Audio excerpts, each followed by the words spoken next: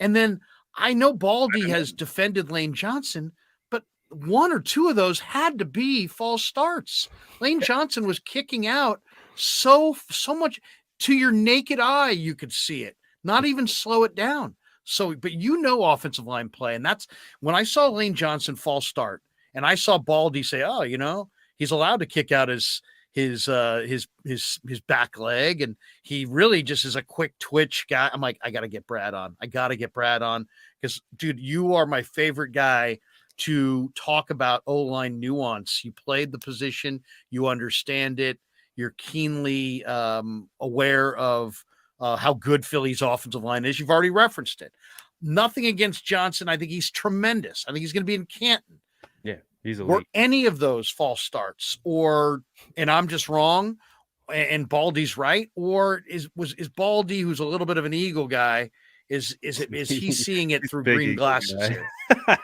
No, those were false starts. They were false starts in your mind. You even had Mike McGlinchey do it one or two times that they actually didn't call either.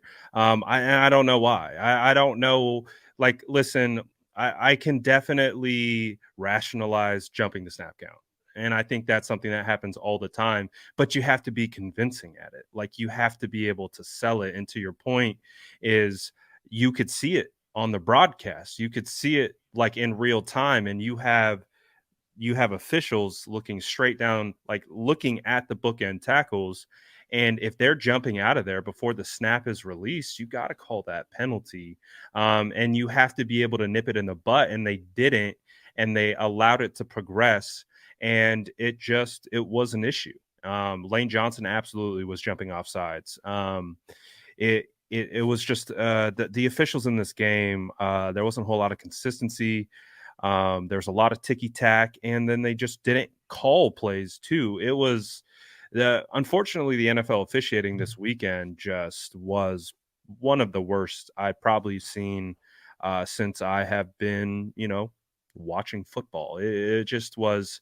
I'm not sure I've seen an officiating crews like muddy up a game so bad. Like it wasn't lethal. Like, again, I'm a big firm believer of don't put the game in the officials' hands. Like, you play your game, you do what you need to do. So those outcomes of the game don't, affect you as much. But yeah, the Lane Johnson was absolutely far beyond just getting out of his stance quickly. He was a whole like kick slide back before the ball was being snapped. It was atrocious. And if you give a guy who's that good that kind of an edge, man,